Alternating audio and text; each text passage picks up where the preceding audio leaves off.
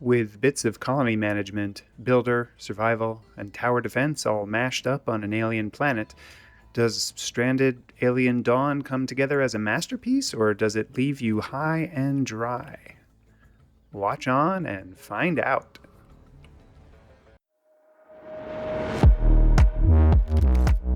My name is Thoraxe, and this is Strategy for Busy People. If you've got a few minutes, I'll tell you what to play.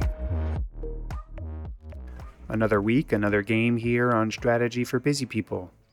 In what is not a shocker to any of our regular viewers, we're looking at a game with survival crafting elements, and this time it's Stranded Alien Dawn by Haemimont Games. I've got almost 23 hours in this one.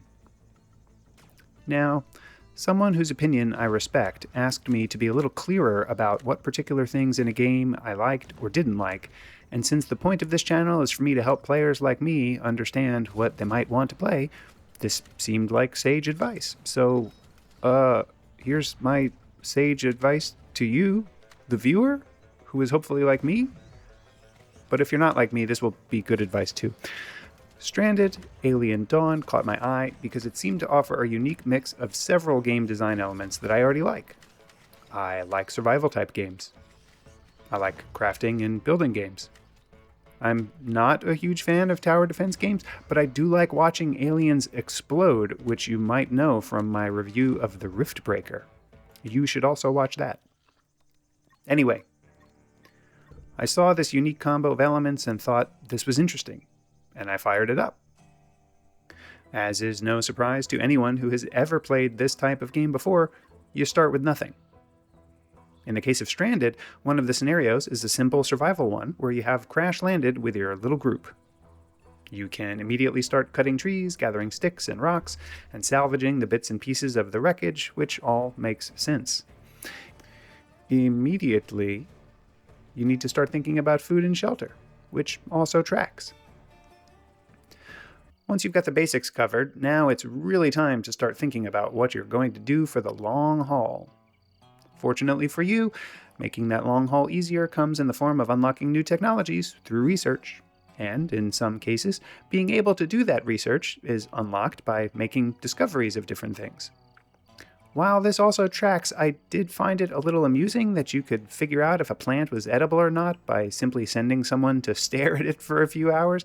But hey, sometimes a game mechanic doesn't have to make sense to move things forward.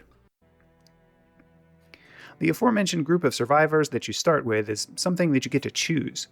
There is quite a list, and each survivor has many skills and different traits that can either be positive or negative. A common complaint that I have with these, quote, choose your starting thing scenarios is that the first time you play a game, you have no idea what to choose.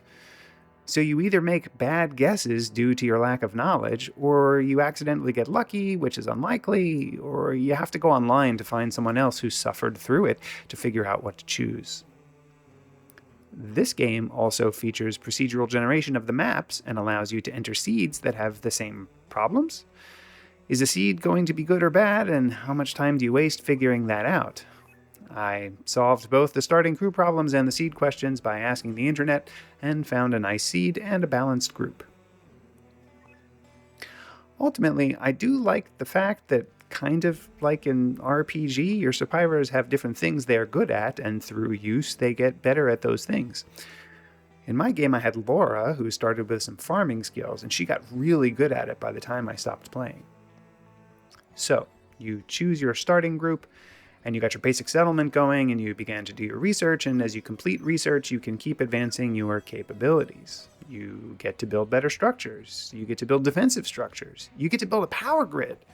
This is all cool, and then the tower defense things start to come into play. You see, on a regular basis, a bunch of alien creatures will come invade your base. And this is probably one of the most interesting and fulfilling things about this game. As you build bigger and better things, the toughness of the aliens that come to invade you also scales up. By the time my base was big and I had all these automatic turrets and floodlights and towers and traps and flamethrowers and flak cannons and stuff, I started getting some really big hordes that would come and attack. And it was a ton of fun to take direct control of the survivors and send them to the different guard towers and watch them obliterate the aliens and turn them to mush. So when you're not fending off the alien hordes, you're just busy trying to survive, and that's where a lot of the crafting comes into play. Not only do you have to build shelter, but your equipment will slowly degrade and needs to be replaced. Those spaceship jackets you showed up with won't last forever, but how do you replace them? Well, now you're getting into supply chain management, which I also love in games. You can farm for cloth, which you can then turn into basic clothing at the tailoring bench, but synthetics are really where it's at. When you kill the aliens, you get insect meat. You can unlock tech to turn the insect meat into oils and fats, which you can then turn into synthetic cloth, which you can then tailor into fancy synthetic clothing and armor. This is fun, but it starts to get complicated really quickly. Crafting certain items requires crafting skills to be at a certain level, so not only do you need the research and the requisite raw materials, but you also need to have made so much stuff that one of your people leveled up sufficiently in crafting to actually craft the thing. On the colony management front, this game also touches all the right buttons. Going around doing their things, the survivors get various status buffs and penalties. Living in crappy conditions causes a penalty. Having food variety or better quality foods gives a buff. Entertainment devices also give a buff. Certain survivors don't like certain tasks, and while Vanessa was good at crafting, she didn't enjoy it, so she took a pretty massive happiness penalty to do it. If you don't sufficiently manage the comfort of your survivors, much like other games I've reviewed, Oxygen Not Included, Mind Over Magic, etc., your survivor will have a meltdown and then do some randomly awful stuff. Ken had a particular proclivity for going on a rampage and smashing random things around the base. It didn't do much damage, but while a player is having a breakdown, they are unusable. And it's not just survivor comfort to manage, they can also get sick or injured either through combat or regular activities, and this requires treatment. And if your healing survivor has a low healing score, they can fail the treatment, which can actually do more harm than good. A failed healing on Ken left him with, quote, painful scars that left him with permanent pain status, which also provided a permanent negative buff, albeit a small one. And, in a nod to factory automation games, the power grid in many of the devices can be controlled elaborately through systems of sensors, switches, and detectors. Shooting in the dark makes it hard to hit things, which shouldn't be a surprise. The alien hordes often attacked at night, which also should not be a surprise. Leaving the lights on would drain power constantly, and power management becomes really important the longer the game goes on and the more electronic devices you have. So I used a motion detector as the control switch for my floodlights, my turrets, and several flak cannons, which meant that all the fun stuff would turn on only when it was time to turn aliens into meat. That was awesome. Hey, before I give my final verdict, if this is your first episode, this one's free. But if you've watched me before, we're going to make an agreement. You help me level up by clicking subscribe, and I'll keep making these videos. I'll spend the time playing the games and making content that I hope you'll like, and you'll return the favor, okay? Leave comments, tell me what you think. It's all good. You just agree to engage. That's all I ask. The final verdict. Unfortunately, Haemimont Games got caught up in a mess of M&A activity and bankruptcy, and it's unclear what the future of the game is. In spite of that, there is an active mod scene for the game pushing out small new content updates, and there are 3 scenarios, multiple biomes, and a giant number of survivors to experiment with.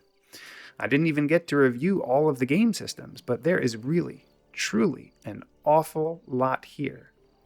I honestly stopped playing mostly because I had to limit the number of hours I was putting in, because I could have easily started over with a new scenario, a new seed, and a bunch of mods and dropped another 20 to 50 hours.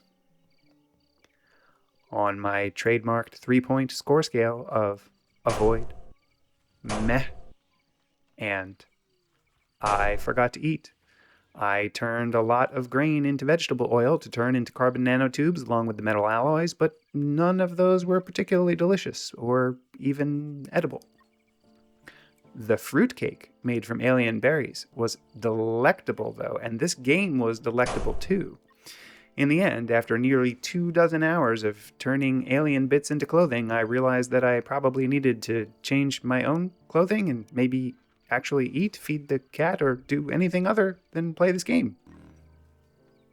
No, don't worry. I will never forget to feed the cat because he will probably murder and eat me first.